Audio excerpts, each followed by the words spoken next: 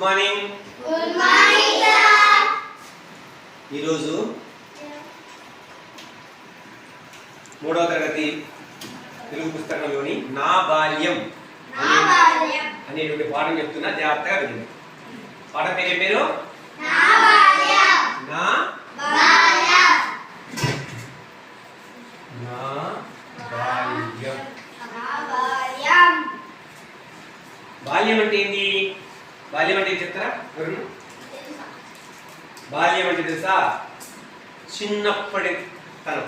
చిన్న వాళ్ళు బాల్యం అంటారు, పెద్దవాళ్ళైతే యువకులు అంటారు, ఇంకా పెద్దవాళ్ళు అయితే యువజనులు అంటారు, ఇంకొక వృద్ధులు ముసలు అంటారు.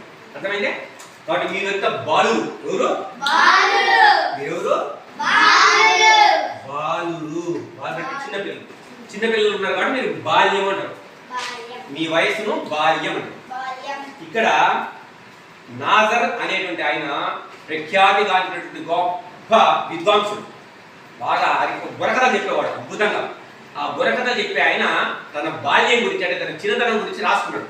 ఒక పాఠం సొంతంగా రాసుకున్నాడు. ఆ పాఠం గురించే ఇప్పుడు మనం చెప్తున్నాం. అందుకే నా బాల్యం అని పేరు. ఆయన గురించి ఎవరిది? ఎవరి కథ? నాజర్. ఎవరు? నాజర్. ఈయన పెద్ద మంచి బుర్రకథ చెప్పాడు. ఎవరు? ఈయన. అందుకే ఇదిగో ఈయన నాజర్ అంటే ఈయన గురువు. ఈ బొమ్మలు ఉండే గురువు అంటే పాఠాలు నేర్పించాయన. ఈయన బాగా బుర్రకథ కదా, బుర్రకథ నేర్పిస్తున్నాడు. ఇది ఇట్లా వాడాలి, ఇట్లా వాడాలని ఈయన గురువు గారు నేర్పిస్తున్నారు.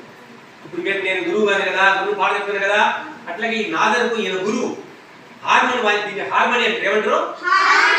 పాటలు ఎట్లా పాడాలో నేర్పిస్తున్నాడు. రైట్. ఫస్ట్ చూసుకోండి. పొన్నేకల్లో తూర్పు వీధిలో సాయిబుల పందిరి గుంజ కూడా పాట పాడుతుందని నేను ఆ పందిరి కింద పుట్టాను. నేను పుట్టగానే అబ్దుల్ అజీజ్ అని పిలిచారట మా గారపాడు తాత. మా నాన్నకు ఆ పేరు నచ్చలేదు, నాజర్ అని పిలవాలని ఆయన ఆశ. చూడండి, ఈయన గుంటూరు దగ్గర పొన్నేకల్ ఒక ఊర్లో తూర్పు వీధిలో పుట్టిండు. ఎవరు పుట్టింది? నాజర్. ఎవరిలో పుట్టిండు? పొన్నేకల్. అక్కడ పుట్టిండు. ఆ పుట్టిన తర్వాత అప్పుడు అందరు ఆ ఊర్లో ఏమనుకుంటే, సాయిబుల వీధిలో ఒక పందిరి గుంజ ఉంది, ఆ పందిరి గుంజ కూడా పాడబడుతుంది అంటే ఆ ఇంట్లో అందరూ పాడుతారు అని అర్థం అని ప్రతీతి. సరే, వాళ్ళ తాత, గారపాడు తాత ఫస్ట్ ఏంటంటే అబ్దుల్ అజీజ్ అని పిలిచింది. ఏమని పిలిచాడు? అబ్దుల్ అజీజ్. ఇక్కడ చూడండి, అబ్దుల్ అజీజ్. వాళ్ళ గారపాడు తాత ఏమో అబ్దుల్ అజీజ్ అని పిలిచిండు. కానీ మా నాన్నకి ఎవరు చెప్తుంది ఈ కథ అంతా? నాజర్ చెప్తుడు. ఏమన్నాడు? మా నాన్నకి ఆ పేరు నచ్చలే. వాళ్ళ నాన్నకి ఏమని పేరు ఇష్టమంట? నాజర్. ఈ పేరు, ఆ పేరంటే ఇష్టమంట. నాజర్ అని పేరు ఇచ్చారు. మా గారపాడు తాత, మామలు, అత్తలు నన్ను అబ్దుల్ అజీజ్ అని పిలుస్తున్నారు. పొన్నేకళ్ళు పెద్దనాన్నలు, చిన్నాన్నలు, అమ్మలు, అక్కలందరూ నాజర్ అని పిలుస్తున్నారు. కొందరేమో ఈయనను అబ్దుల్ అజీజ్ అని పిలుస్తారు, కొందరేమో నాజర్ అని పిలుస్తారు. ఇప్పుడు మీకు కూడా ఒక రెండు పేర్లు ఉంటాయి. చూడు, నీకేమైనా పేర్లు ఉంటాయి? రెండు పేర్లు. ధరణపతి, ధనుని పిలుస్తుంది. నీకేముంటాయి రెండు పేర్లు? అర్చన అని పిలుస్తారు, ఏమైనా బిందుని పిలుస్తారు. కొందరు బిందుని పిలుస్తారు, కొందరు అర్చన పిలుస్తారు. నీకేమైనా పేర్లు ఉన్నాయి? చైత్రాంగ కాదు, మీ అవ్వతో చిన్నను, చిట్టెను, బుజ్జను, బుజ్జి అని పిలుస్తుంటారు కొందరు. నీకు విక్కి, విక్రాంత్. నీకు పాటు, చిన్న, బువ్వ, పప్పు. వాళ్ళ నాన్న బువ్వ అని పిలుస్తారు, వాళ్ళ అమ్మేమో పప్పు అని పిలుస్తారు. అంతే కదా? నీకేమని పిలుస్తారు? నిన్నేమని పిలుస్తారండి? పలకదండి ఆమె. నిన్నేమని పిలుస్తారు? 2 పేర్లు శ్రీలక్ష్మి, బుజ్జి. అట్లా కాబట్టి ఒక్కొక్కరికి 2 పేర్లు ఉంటాయి. ఇలా గారపాటు తాతలేమో అద్దులు అజీజ్ అని పిలుచుంటారు, కొందరేమో నాదని పిలుచుంటారు. సరే, ఈ చిన్నప్పటి నుంచి చిన్న పిల్లోడప్పటి నుంచి వచ్చిరాని మాటలతో అదిగో లేడిపోయేరా పరిగెడుతోంది బాణమీరా అని పాడేవాడు. ఎవరు పాడేది? ఎవరు పాడేది? ఏం పాడతాడు? అదిగో లేడీ పరిగెడుతోంది లేడిపోయేరా బాణమీరా. బాణం ఎట్లా వేసేది? పట్టుకొని అని పాడతాడు. ఎగిరి గంతులు వేసేవాడట. మీకు దున్నపోతు తెలుసా? బర్రె తెలుసా? బర్రె తోకకి ఏముంటాయి? దున్నపోతు తోకకి ఏముంటాయి? మీ తలకాయ మీద ఏముంటాయి? నీ తలకాయ మీద ఏముంటాయి? ఈ పిల్లోడు బర్రెలు పోయి దున్నపోతే ఎంటికలను వీకొచ్చుకొని మీసాలు పెట్టుకునేవాడు, గడ్డాలు పెట్టుకుంటాడు. పెట్టుకొని ఏమంటాడు? నేనే బ్రహ్మమురా కామరులారా ఓ జనులారా నేనే బ్రహ్మమురా అని పాటలు పాడుతుండేవాడు. ఎవరు పాడేది? ఈ నాగర్. ఏంది గడ్డాలు మీసాలు ఎక్కడి నుంచి వస్తాయి? బర్రె దున్నపోతే యాడ ఏంటి?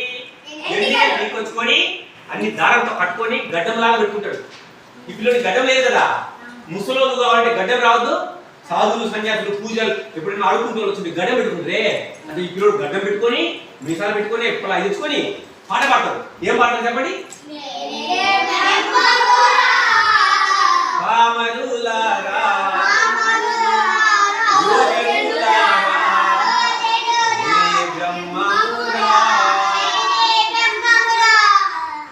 కొంచెం లేచినాడు దగ్గరికి వచ్చి క్లోజ్ అవుతుంది అని పాట పాడుతుండేవారు.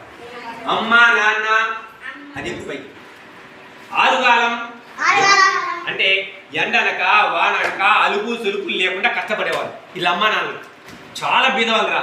బీదవాళ్ళంటే పాపం వాళ్ళ కానీ ఏమి డబ్బులు ఉండేవి కాదు అసలు. అప్పుడు చాలా ఏం లేవన్నమాట. అప్పుడు డబ్బులు లేవు, తినడానికి గింజలు లేవు. మా అమ్మ చాడు అంటే అదిగోండి గింజలు దంచి వండి నాకు మా చెల్లికి పెట్టడం, మళ్ళీ అంతా పనులకు పోవడం దినచర్యగా జరుగుతుండేది. అర్థమైందా? చిన్నప్పుడు తినడానికి గింజలు లేక వాళ్ళ అమ్మని గింజలు తీసుకొచ్చి దంచి అవి చేసి పెట్టేవాళ్ళు వాళ్ళ చెల్లెలకంట. ఈయనకి బల్లో వేసే వయసు వచ్చింది. బల్లో వయసు అంటే ఎన్ని రోజులు ఎన్ని ఏళ్ళకు బల్లో చేస్తారు? 5 సంవత్సరాలు. 5 నిండాలి కరెక్ట్ 6 సంవత్సరాలకు బల్లో వేసేటువంటి వయసు వచ్చింది. ఎలాగో శ్రమపడి కొత్త లాగు అంటే నిక్కర కొత్త సొక్క కుట్టించాడు వాళ్ళ నాన్న. బడికి పోవాలంటే సొక్క కావాలి కదా. అప్పుడు పూర్వకాలం చొక్కాలు చదువుకునే వాళ్ళు కాదు, అంతా వడ్డీ నిక్కరేసుకుంటారు, అంగీ లేకుండా తిరుగుతుంటారు. కానీ ఇప్పుడు అందరూ వేసుకుంటున్నారు అప్పుడు. అందుకని వాళ్ళ నాన్న బడికి పోవాలి కాబట్టి ఒక కొత్త అంగి కుట్టించిండు, ఒక కొత్త నిక్కర కుట్టించి చదువు 3వ నేత్రము అని చెప్పిండు. ఏం చెప్పిండ్రా? శివుడు. స్వామి తెలుసా మీకు? శివుడికి ఇక్కడ 3వ నేత్రం ఉంటది. ఎక్కడ? 3వ నేత్రం అంటే ఇక్కడ 3వ కన్ను.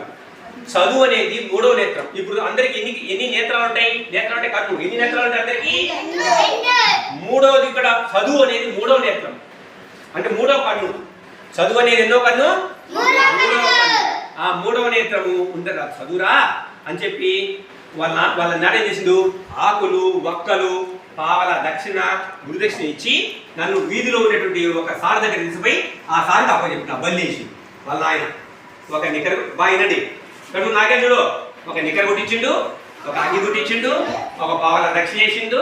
తర్వాత గురువు వాళ్ళ ఆ వీధి బల్లోకి పోయి ఒక పాడ అప్పచెప్పిండు. అర్థమైందా? మధ్యాహ్నం నుంచి బడి నుండి ఇంటికి వెళ్ళగానే గింజలు తీసుకొని ఇంకా మీ నాన్న ఇంటికి రాలేదురా నాయన, ఇంకా వండలేదు, సాయంకాలం పంతులు గారిని అడిగి పెద్దలక్కడ రాయ్యా అని అమ్మో పాలో పెరుగో చల్లో తాగడానికి ఇచ్చేది. పాపం తినడానికి అన్నం కూడా లేదు వాళ్ళు. వాళ్ళ అమ్మ ఏం చేస్తుంది, ఇంటికి పోతే తినడానికి లేదురా, ఏం రాలేదురా, మీ నాన్న ఏం తేలేదురా అనేది మజ్జిగ ఇచ్చదు. కొద్దిగా మజ్జిగ ఇచ్చి ఆ మజ్జిగ తాగరా, నువ్వు తాగిపోయినా సాయంత్రం ఏదైనా అంత అన్నం పెడుతుంది, ఇప్పుడు అన్నం లేదు అని చెప్పి మధ్యాహ్నం పాపం మజ్జిగ తాగిచ్చిపోయింది. అట్లా కష్టపడి పూర్వకాలం అంత కష్టపడి చదువుకుంటున్నారు. అర్థమైందా? పూర్వకాలం అంత కష్టపడి చదువుకుంటున్నారు. ఇప్పుడు మీకు అన్ని మధ్యాహ్నం భోజనం వచ్చినాయి, బూట్లు ఇచ్చుండరు, అంగీలు ఇచ్చుండరు, మళ్ళా బెల్ట్ ఇచ్చుండ్రు గవర్నమెంట్, బ్యాగులు ఇచ్చుండరు, పుస్తకాలు ఇచ్చుండ్రు. ఇన్ని ఇచ్చినా కానీ మీరు బాగా చక్కగా చదువుకోవాలి. పాపం చూడ ఆయనకు ఏం లేవు. అప్పుడు నేను తాగి మూతి రుచుకొని సజ్జలు లేవు, జొన్నలు లేవు, చెప్పండి, చల్లదాగి చదువుకోరా అని పాడుకుంటూ పోయేవాడిని.